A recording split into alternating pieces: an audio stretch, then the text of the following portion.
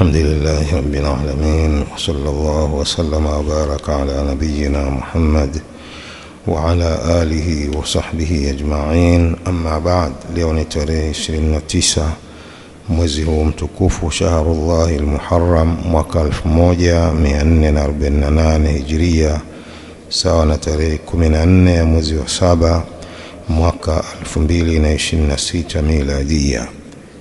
يقول الشيخ بازمول حفظه الله تعالى baada ya kuelezea jana mas'alatu al-udhri biljahil, mas'ala ya kumpa udhuru mjinga, aliposema faljahlu la yu'dharu bihi al-insanu idha kana bitaqsirin minhu, ujinga hapewi udhuru mtu kwa ujinga huo ikiwa ni kwa uzembe wake.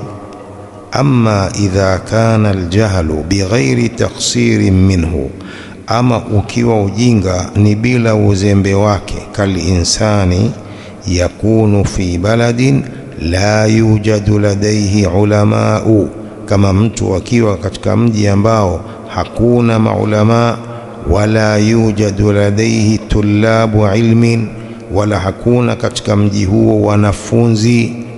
Walaysa biimkanihi an yattasila biahadin wa yas'ala, pia hana uwezekano wa kumpigia simu yoyote au wa kuwasiliana na yote na kumuuliza. Hana uwezekano wa kuwasiliana na mtu yoyote na kumuuliza masali yake yanayomtatiza katika dini. Wa kana yusalli salata ala hadhihi sifa, akawa anasali sala zake kwa sifa hii ya makosa, kwa sababu hakuna shekhi pale, hakuna daia, hakuna mtu yoyote ambaye atamfundisha na kumuuliza masali hayo asiyojua. Fanaqulu hadha mablaghuhu min alilmi wa hadha juhduhu, tunasema huu ndio mwisho wake wa ilmu yake na hizi ndio juhudi zake. Wala taksira alayhi, huyo hana uzembe, anajitahidi mwenyewe, hana uzembe. Hakuna mtu wa kumfundisha hiyo sala, hakuna mtu wa kumuuliza, hana mawasiliano yoyote na mtu anayejua mambo haya, masala haya ya dini na sala, na kumuuliza. Huyu si mzembe, wala taksira alayhi, wala hakuna uzembe kwake. Huyu ndio anayepewa udhuru. Wama madha Allahu subhanahu wa ta'ala yujiruhu alayhi, anaoyapitisha Allah subhanahu wa ta'ala, Allah atamlipa kwa hayo. Bifadlihi wa rahmatihi, kwa fadla zake Allah na rehema zake. Wa alayhi fima yastajiddu min umuri al-ibadat an yas'ala wa an yata'allama, na ni juu yake katika mambo mapya ya ibada ambayo hayajui ayaulize na ajifundishe hayo. Kwa hiyo jambo la udhuru biljahli lipo, mtu kupewa udhuru kwa sababu hajui, jambo hili lipo. Lakini huyu ni mtu ambaye hana uzembe wa kutafuta ilmu, ndiye ambaye anapewa udhuru kwa kutojua baadhi ya mambo katika dini. Lakini mtu mwenyewe ni mzembe, hayuko tayari kusoma dini, mwenyewe afanya ibada kwa ujinga, huyu hapewi udhuru. Ibada anazozifanya kwa ujinga wake hazisihi kwa sababu ya uzembe wake, hafuatilii durusi, hataki kusoma, yeye anafanya ibada bila ilmu. Huyo hapewi udhuru. Akikosea jambo ana madhambi na ibada zake hazitasihi kama anazifanya kwa makosa, kwa sababu hajishughulishi na ilmu. Dini hii ni dini ya ilmu, sio dini ya ujinga. Wayadullu ala hadha anna ar-rasul sallallahu alayhi wasallam hakama bi anna hadha ar-rajula law mata ala ghairi al-fitra. Dalili ya hilo ni kwamba Mtume sallallahu alayhi wasallam amemhukumu mtu huyu, akasema lau angekufa katika hali hii, huyu angekufa katika isiyokuwa mila ya Kiislamu. Walam ya'dhuruhu biljahli, na hakumpa udhuru kwa ujinga huyu. na huu ni sahabi, huu ni sahabi. Ndio Mtume lau mata ala hadhihi alhala la mata ala ghairi millati alislam. أما قول أبي هريرة رضي الله عنه نهاني خليلي صلى الله عليه وسلم أن أنقر في صلاتي نقر الديك وأن ألتفت التفات الثعلب وأن أقعي كإقعاء القرود. أما قول أبو هريرة رضي الله عنه alinikataza mwanani wangu Mtume صلى الله عليه وسلم kudona katika sala zangu kama kudona kwa jogoo, na kuzungusha uso kama kuzungusha kwa thalab, na kukaa kikao hicho cha vikao vya manyani. Hal raaitum dika, je, mmemwona jogoo kaifa yabhathu anil habbi fil ardi, namna anavyotafuta zile punje za vyakula katika ardhi. Thumma yankuru, kisha anadona, min ajli an yahsula ala alhabbi, kwa ajili ya kupata hizo punje za vyakula. Shabbaha ar-rasul sallam almusalli alladhi yusalli wala yastaqirru fi ruku'ihi wala sujudihi annahu yankuru kanaqri diki. Mtume sallallahu alaihi wasallam amemfananisha mwenye kuswali huyu anayeswali na hatulizani katika rukuu yake, hatulizani katika sujudu yake, ni kwamba anadona kama kudona kwa huyo jogoo anayetafuta punje za vyakula. Fanaha rasulu sallallahu alaihi wasallam almuslima an yankura salatahu kanaqri dik. Kwa Mtume sallallahu alaihi wasallam amemkataza Muislamu kudona katika sala kama anavyodona huyo jogoo. Walmuradu annahu la yatma'innu fiha wala yahda'u wala yarkadu fiha. Muradi wa kudona ni kwamba Muislamu akisali huyo hatulizani katika sala yake, si katika rukuu, si katika sujudu, si katika itidali, hana utulivu. Innama yuaddiha bisur'a, isipokuwa anaitekeleza sala kwa haraka bihaithu annahu la yahsulu hatta adna ma tasihhu bihi arkanu sala, haraka ambayo haipatikani hata uchache wa vile ambavyo nguzo za sala zitasihi. Kama alivyosema huko nyuma, walau tasbihi moja aseme huyo kwa utulivu. Qala wala altafitu iltifata thalab, wala nisungushe uso kama kuzungusha uso kwa thalab. Qala Sheikh, hal raaitum thalaba kaifa yaltafitu bisur'a, je, mmemwona huyo thalab namna anavyozunguka kwa haraka, yaminan wa yasaran, kulia na kushoto. Wa yuharriku ainahu, anatingisha na kupepesa macho yake. Naha rasulu sallallahu alaihi wasallam almuslima idha kana fi as-salah an yaltafita iltifata thalab. Mtume sallallahu alaihi wasallam amkataza Muislamu akiwa katika sala kuzungusha uso wake kama anavyozungusha huyo thalab, lianna almafrudha an yakuna fi khushu', sababu linalotakiwa la lazima ni awe Muislamu ndani ya sala katika unyenyekevu, bila harakati za kuzungusha uso wala kucheza, wala yuharrika nadharahu amma halli sujud, asiharikishe macho yake akayapeleka mbali na mahali pa kusujudia. Moja katika mwanzo wa swala yake iwe anaangalia mahali pa kusujudia mwanzo mpaka mwisho, isipokuwa katika tashahud ndio aangalie kile kidole anapokiishiria. Lakini katika sehemu zote mwenye kuswali aangalie mahallu sujud, asiangalie juu wala asiangalie miguu wala lolote. Wa in hasala minhu iltifatun, ikipatikana kwake kuzungusha uso, fa innahu yakunu ahyanan wa qalilan, inakuwa ni mara nyingine, mara chache anazungusha uso wake kuliko pale mahali pa kusujudia, iwe ni mara chache. Qala wa an uqiya ka iqa'il qiradi, pia Mtume amenikataza kukaa vikao vya nyani. Qala iqa'ul qiradi an yulsiqa ilyatayhi bil ardi wayansiba saqaihi wayadhummahuma ila fakhidhaihi. Iqa'ul qiradi ni kushikanisha mtu makalio yake na ardhi na kusimamisha miguu yake na kuikusanya kwenye mapaja yake. An yulsiqa ilyatayhi bil ardi, ni kushikanisha makalio yake katika ardhi. Wayansiba saqaihi, na kusimamisha miguu yake. Wayadhummahuma ila fakhidhaihi, na kuikusanya miguu yake kwenye mapaja yake. Wa qadamaihi ala al-ardi, na miguu yake iko juu ya ardhi. Hii ni moja katika sifa za iqaa.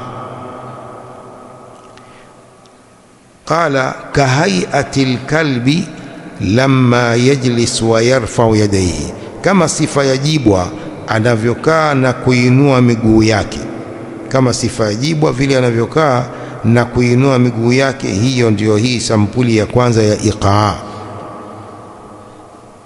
Tumefahamu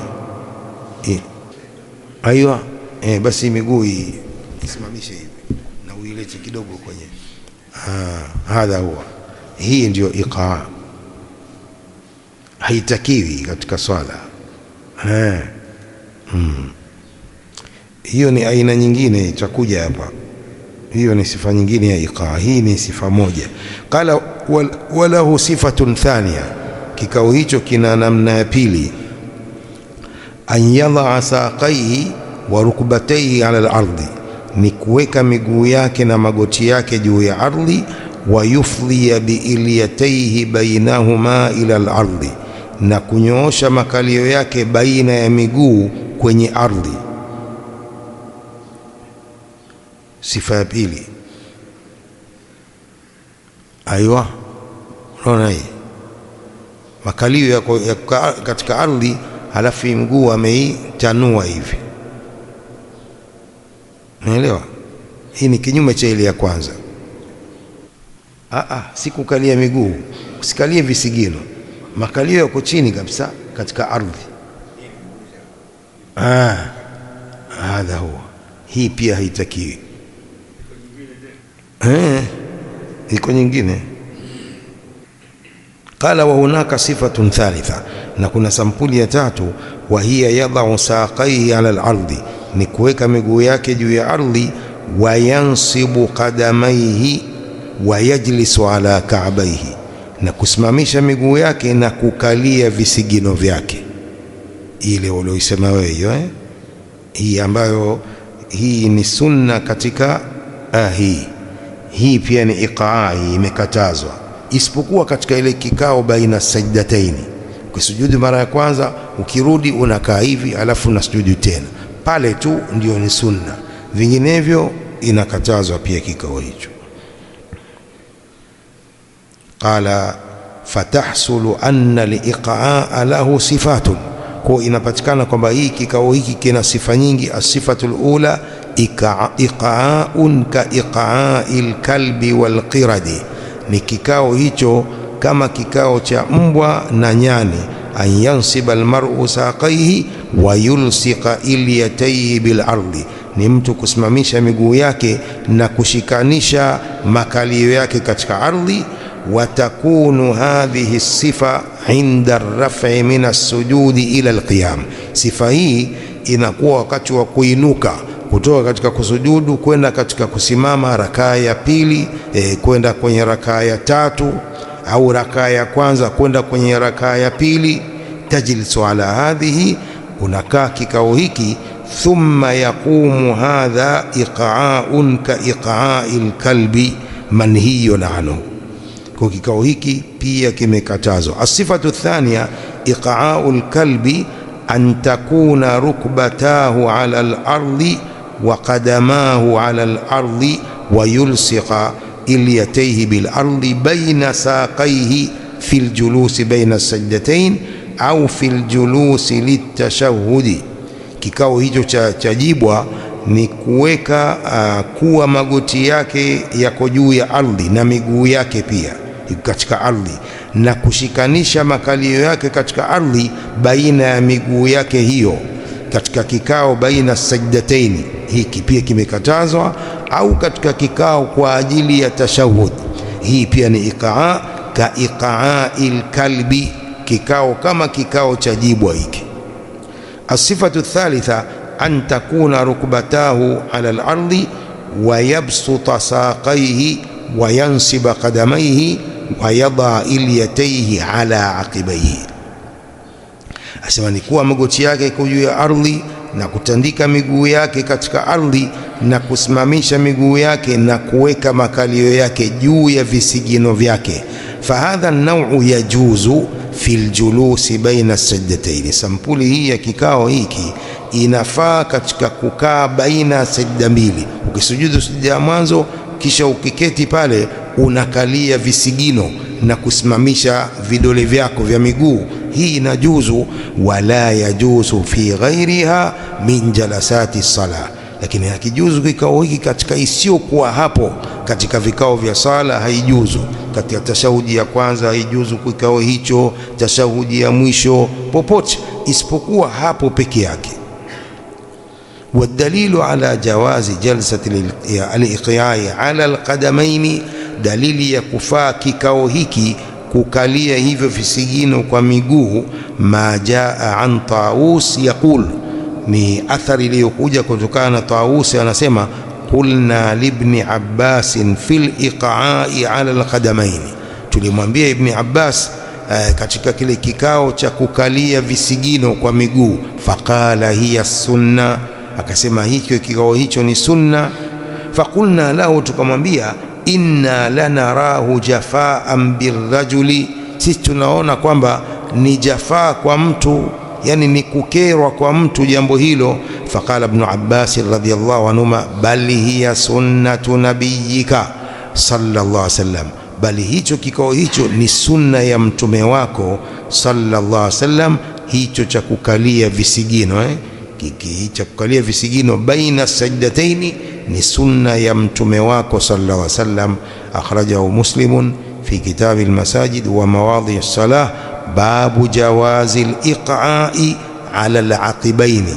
Ameweka unwani hiyo al-Imam Muslim fi sahihi, babu jawazi al-iqa'i ala al-aqibaini. Huu ni mlango wa kufaa kukalia visigino pale katika julus baina sajdatain. حديث رقم 36 بعد 500 عن محمد بن عجلان أن أبا الزبير أخبره أنه رأى عبد الله بن عمر رضي الله عنهما إذا سجد حين يرفع رأسه من السجدة الأولى يقعد أو يقعد على أطراف أصابعه. Asema alimuona Abdullah ibn Umar radhiyallahu anhuma akisujudu wakati anapoinua kichwa chake kutoka katika sijda ya mwanzo, anakalia ncha ya vidole vyake, anasimamisha vile ncha za vidole vyake na kukalia visigino. Wayaqulu innahu sunna, na anasema hii ni sunna. Akhrajahu al-Bayhaqi fi السنن الكبرى المجلد الثاني صفحة 19 بعد 100، وصححه الألباني في السلسلة الصحيحة المجلد الأول صفحة 20 بعد 100. قال العلامة الألباني رحمه الله في سلسلة الأحاديث الصحيحة المجلد الأول صفحة 20 بعد 100، ففي هذا الحديث وهذه الآثار دليل على شرعية الإقعاء المذكور وأنه سنة يتعبد بها. Hadithi hii na athari hizi ni dalili ya sunna ya kikao hiki kilichotajwa cha kukalia visigino na kusimamisha vidole vya miguu baina sajdataini, na kwamba hii ni sunna ambapo anaabudiwa Allah kwa sunna. Walaysat liludhri, wala si kwa udhuru, kwamba mtu hawezi kukaa vingine, ni hivyo, sio kwa udhuru, kama zaama baadhi almutaassiba, kama wanavyodai hilo baadhi ya mutaasiba. Kwa hiyo hii si kwamba ni kwa udhuru mtu akai hivyo, bali akai hivyo kwa sunna ya kumfuata mtume sallallahu alayhi wa alihi wasallam. Intaha kalamu al-allama al-Albani rahimahullahu ta'ala. Adhkaru ar-ruku'. adhkar za kurukuu. Qala Sheikh Al-Albani rahimahullah, wa kana yaqulu fi hadha ar-rukni anwa'an min al-adhkari wal-ad'iyya taratan bihadha wa taratan bihadha. Na alikuwa Mtume sallam akisema katika nguzo hii ya kurukuu sampuli nyingi za adhkar na dua. Mara nyingine asoma dhikri hii, mara nyingine dhikri hii ya kwanza subhana rabbiyal azim 3 marat, mara 3. Wa kana ahyanan yukarriruha akthara min dhalik. Alikuwa Mtume sallam mara nyingine akikariri subhana rabbiyal azim zaidi ya mara 3, akthara min dhalik, zaidi ya mara 3. Wabalagha maratan fi tikrariha fi salati al-layl, alizidisha mara fulani katika kukariri dhikri hiyo katika sala ya usiku. Hatta kana rukuuhu qariban min qiyamihi, mpaka ikawa kurukuu kwake ni karibu na kusimama kwake. Mara fulani, si mara zote, alikariri hiyo subhana rabbiyal azim mara fulani sala ya usiku, mpaka ikawa rukuu yake ni karibu na kusimama kwake. Kusimama kwake kule kwa sura ndefu wa kana yaqra'u fihi 3 suwarin min at-tiwal, alikuwa akisoma sura 3 ndefu, al-Baqara wan-Nisa wa Ali Imran. Alikuwa anasoma sura hizi Baqara, Nisa, Ali Imran. Yatakhallaluha du'aun wastighfarun, huingia kati baina ya sura hizi na aya hizi dua na istighfar, kumwomba maghfira Allah.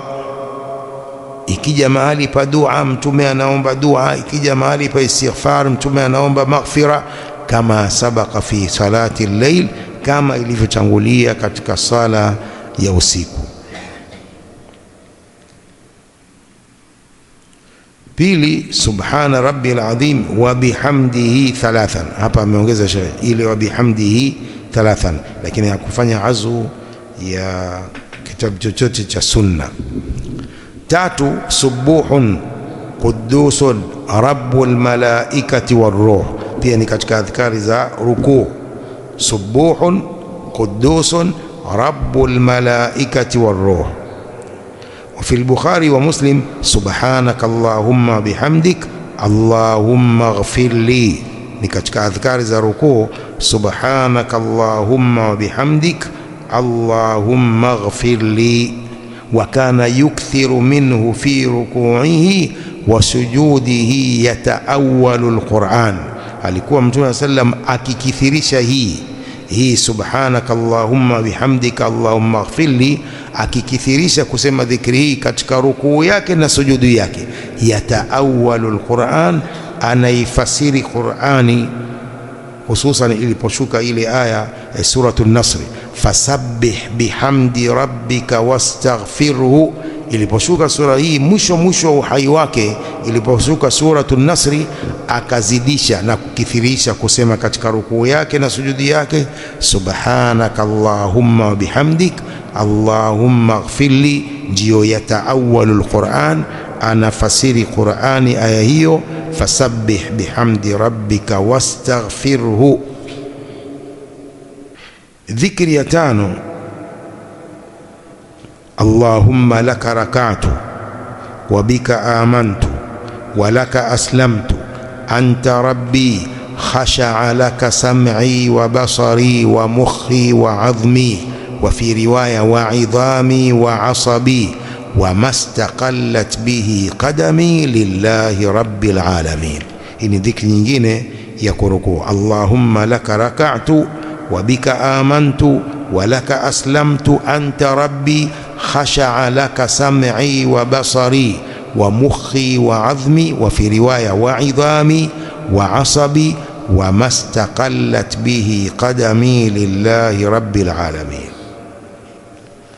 الذكر السابع سبحان ذي الجبروت والملكوت والكبرياء والعظمة. وهذا قاله في صلاة الليل، هي ilikuwa akisema katika sala za usiku, subhana dhil jabaruti wal malakut wal kibriyai wal azama. يقول الشيخ بازمول حفظه الله تعالى في هذا الفصل أذكار الركوع. فصله inaweka wazi adhkar za kurukuu, yani ma yaquluhu almuslimu fi ruku'ihi, anayoyasema muislamu katika rukuu yake. Wayulahidhu almuslimu tanawwu'a adhkari rukuu, ataona hapa muislamu sampuli hizi ya adhkar za kurukuu. Fahiya bisiyaghi mutaaddida, adhkari hizi ni kwa matamshi mbalimbali mengi tu. Awrada almusannif rahimahullah ma sahha ladayhi min hadhihi as-siyaghi alwaridati fi adhkari rukuu. Almusannif rahimahullah Sheikh Albani ameleta hapa zile adhkari zilizosihi kwake katika matamshi yaliyokuja katika adhkari za kurukuu. Wa hiya 7 siyagh, matamshi 7 yaliyokuja katika adhkari za kurukuu yaliyosihi kwa Sheikh Albani rahimahullahu ta'ala. Warukuu ruknun min arkani as-salah, rukuu ni nguzo katika nguzo za sala. Fassalatu takbiratul ihram wa qiyamun wa qira'atul fatiha wa ruku'un wa raf'un minhu wa sujudun wassalam. Sala yote ni takbiratul ihram na kusimama na kusoma Fatiha na kurukuu na kuinuka na kusujudu na kutoa salamu. As-sifatul ula alwarida anir rasuli sallallahu alayhi wasallam, sampuli ya kwanza iliyokuja katika dhikri ya kurukuu kutokana na Mtume sallallahu alayhi wasallam, an yaqula almuslimu subhana rabbiyal azim. Wa maana subhana at-tanzihu, ay unazzihu Allah subhanahu wa ta'ala an kulli aibin wa naqsin. Ndio maana subhana, namtakasa Allah subhanahu wa ta'ala na kila aibu na upungufu.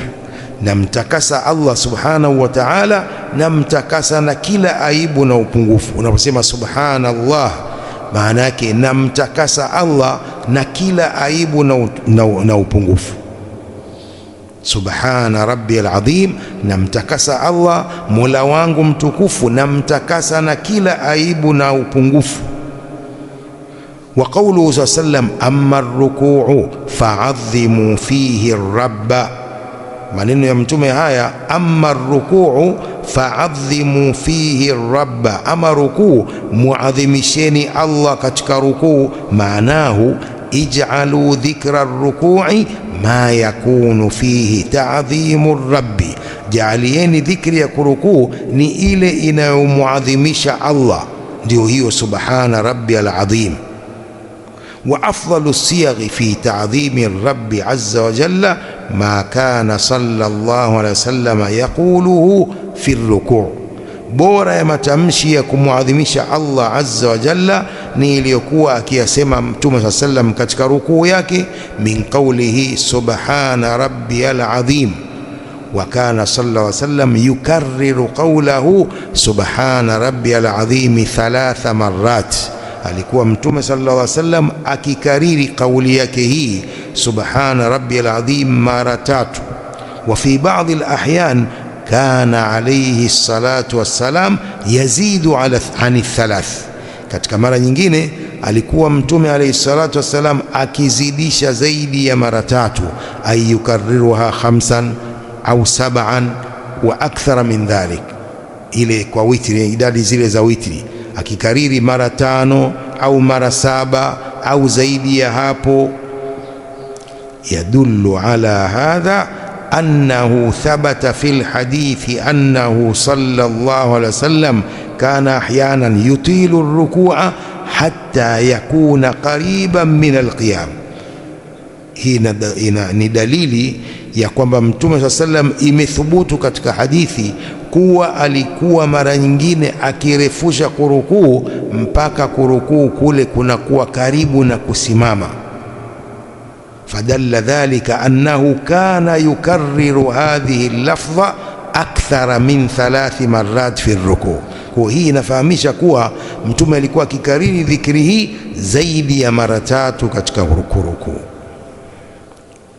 As-sifatu ath-thaniya al-warida subhana rabbiyal azim wa bihamdihi, sampuli ya 3 ya dhikri ya kurukuu subhana rabbiyal azim وبحمده أي أنزه الله عز وجل عن كل عيب ونقص، وبحمده أي أنزه الله من كل عيب ومن كل نقص في حال كوني حامدا لله عز وجل.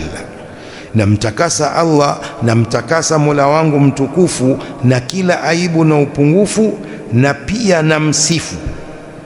Wabihamdihi, wabihamdihi ay hali ya kuwa mimi namsifu Allah azza wa jalla, namtakasa na kila aibu na upungufu na namsifu. Wa fi hali kauni multasiqan bihamdihi azza wa jalla muthniyan alayhi, muthanniya au muthniyan alayhi, athna yuthni, muthniyan alayhi, na katika hali ya kuwa mimi nashikamana na kumsifu Mola wangu azza wa jalla. As-sifatu thalitha annahu kana yaqulu subuhun qudusun rabbul malaikati waruh. Sampuli ya tatu ya dhikri, mtume alikuwa akisema subuhun qudusun rabbul malaikati waruh. Wasubuhu huwa alladhi yatanazzahu an kulli naqsin wa suu. Subuh ni yule anayetakasika na kila upungufu na uovu, ni yeye Allah. Walqudus yani almubarak, mwenye kubarikiwa.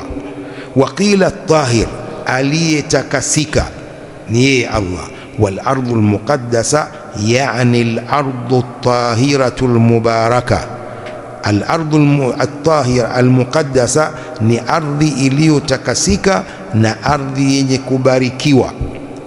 Waqila subuhun qudusun ay alladhi talhaju alalsinatu bitasbihihi, ni yule ambaye ndimi zinatamka kumtakasa yeye na kila upungufu na aibu, yani tanzihahu an kulli naqsin wa aibin. Hiyo qudusun ni kumtakasa Allah na kila upungufu na aibu. Wa taqdisuhu ay biidhafati albarakati ilayhi subhanahu wa ta'ala, kwa kuongezea baraka zake, baraka kwake subhanahu wa ta'ala. Rabbul malaikati waruh, mola wa malaika na Jibril. Almalaika khalqun khalaqahumullahu min nur, malaika ni viumbe ambavyo Allah amewaumba kwa nuru, kama akhbara rasulu sallallahu alaihi wasallam, kama alivyoelezea hivyo mtume sallallahu alaihi wasallam. Waruhu qila huwa Jibril wa qila huwa malakun min almalaika ghaira Jibril. Asema ruhu ni Jibril, na pia imesema kwamba ni malaika mwingine, sio malaika hawa, ni malaika mwingine ambaye si Jibril, pia anaitwa hiyo arruh. Wa alayhi fayakunu qawluhu warruhu min babi atfi alkhasi ala alam, ni katika upande na mlango wa kuutufisha khas juu ya am. Am ni malaika, ikitajwa malaika anaingia pia Jibril, lakini sasa amemhusu kwa utukufu wake, ndio min atfi alkhasi ala alam. Wa fihi ta'dhimu hadha almalak, na katika hili kuna kumuadhimisha malaika huyu. Wa huwa ruhu min baini sairi almalaika, naye ni Jibril kuliko malaika wengine wote. Wa takhsisuhu bimazidin min alfadli, na kumkhusuhu Jibril kwa ziada ya fadla. Wa hadha yuwadhihu annahu Jibrilu alayhi salatu wassalam, hili linaweka wazi kwamba ruhu huyu ni Jibril alayhi salatu wassalam inda baadhi ahli alilmi, kwa baadhi ya ahli alilmi. As-sifatu ar-rabi'a annahu kana sallallahu alayhi wasallam yaqulu subhanaka allahumma bihamdik allahumma ighfir li, subhanaka allahumma wa bihamdika allahumma ighfir li. Wa kana yukthiru minhu fi ruku'ihi wa sujudihi yataawwalu alquran, alikuwa akikithirisha hii katika rukuu yake na kusujudi kwake, anaifasiri Qur'an. Maana yataawwalu alqur'ana ay ya'malu bima amarahu Allahu azza wa jalla bihi, anatekeleza yale aliyomwamrisha Allah azza wa jalla kuyatekeleza. Wa fihi isharatun ila ma jaa fi surati an-Nasr, na hii inakuashiria ilivyokuja katika suratu an-Nasr. Wa dhalika anna Allah subhanahu wa ta'ala yaqul idha jaa nasrullahi wal fath wa ra'aita an-nasa yadkhuluna fi dinillahi afwaja fasabbih bihamdi rabbika wastaghfirhu innahu kana tawwaba. Faamara Allahu ar-rasula an yaqula hadha. Hapa fasabbih, mtakase pamoja na kumsifu Mola wako na umuombe msamaha. Ndio mtume akakithirisha kusema hii. Qala fataawala ar-rasul sallallahu alayhi wasallam hadha al-amra wa sara yaqulu fi ar-ruku'i subhanaka allahumma bihamdik allahumma ighfirli. Mtume sallallahu alayhi wasallam akatekeleza amri hii ya Allah subhanahu wa ta'ala, akawa anasema katika rukuu subhanaka allahumma bihamdik allahumma ighfirli. As-sighatu al-khamisa annahu kana yaqulu sallallahu alayhi wasallam allahumma laka rak'atu wa bika amantu wa laka aslamtu anta rabbi khasha'a laka sam'i wa basari wa mukhi wa 'azmi wa fi riwaya wa 'idhami wa 'asabi wa mastaqallat bihi qadami lillahi rabbil alamin. Qala hadhihi as-sigha kana ar-rasul sallallahu alayhi wasallam yaquluha fi ar-ruku'. Matamshi haya Mtume sallallahu alayhi wasallam pia alikuwa akiyasema katika rukuu. Allahumma laka rak'atu, e Mola wangu kwa ajili yako nimerukuu. Wa bika amantu, na kwa sababu yako nimekuamini. Wa laka aslamtu, na kwa ajili yako nimejisalimisha, nimekuwa ni Muislamu kwa ajili yako. Anta rabbi, wewe ni Mola wangu. Khasha'a laka sam'i wa basari, yamenyenyekea kwangu masikio yangu na macho yangu. Wa mukhi, na ubongo wangu. Wa adhmi, wa fi riwaya wa idhami, mifupa yangu. Wa asabi, na mishipa yangu. Wa mastaqallat bihi qadami lillahi rabbil alamin, na hivi ambavyo miguu yangu imesimama kwa ajili ya Allah mola wa viumbe vyote. Hadhi ruku, hadhi sigha kana ar-rasul sallallahu alayhi wasallam yaquluha fi ar-ruku'. Anta rabbi khasha'a laka sam'i wa basari, ay sakana wastaqarra, yamenyenyekea na kutulizana masikio yangu na macho yangu. Wa khadha'a laka ya Allahu sam'i wa basari, masikio yangu yamenyenyekea kwako e Allah na macho yangu. Fama udtu ubsiru illa ma ahlalta li an ubsirahu, siangalii isipokuwa lile ambalo umelihalalisha niliangalie. Ndio maana unyenyekevu wa macho na masikio, siangalii isipokuwa jambo la halali, sisikilizi isipokuwa vitu vya halali. Wama udtu asma'u biudhuni illa ma ahlalta li an asma'ahu, sisikilizi kwa masikio yangu isipokuwa yale ambayo umenihalalishia niyasikilize. Fala amuddu basari wala sam'i illa fima ahlaltahu li, sinyooshi macho yangu wala masikio yangu isipokuwa kwa vitu ambavyo umenihalalishia. Wa mukhi wa adhmi, na ubongo wangu na mifupa yangu. Ay ma khalaqta li min almukhi wal adhmi fa ana ya rabbi asrifuhu fi ibadatika laka wahdaka duna man siwak. Haya ulioniumbia ya ubongo na mifupa, mimi e Mola wangu situmii na kutekeleza viungo hivyo na vitumia katika ibada zako, kukuabudu wewe peke yako. Duna man siwak, kinyume cha asiyekuwa wewe, simwabudu asiyekuwa wewe. Walmukhu huwa quwwatul azmi, mukhu ni nguvu zile za mifupa allati takunu fihi. Wakadhalika qawluhu idhami wa asabi wa mastaqallat bihi qadami, ay ma hamalathu qadami, vile viungo ambavyo miguu yangu imebeba viungo hivyo. Au martafa ala qadami, au vilivyo juu ya miguu yangu. Fa ana ya rabbi asrifuhu laka wahdaka duna man siwak, na vitumia viungo vyote hivyo mwili mzima kwa ajili yako peke yako, kinyume cha asiyekuwa wewe. As-sifatu sadisa annahu kana yaqulu allahumma laka rak'atu wa bika amantu wa laka aslamtu wa alayka tawakkaltu anta rabbi خشع سمعي وبصري ودمي ولحمي وعظمي وعصبي لله رب العالمين.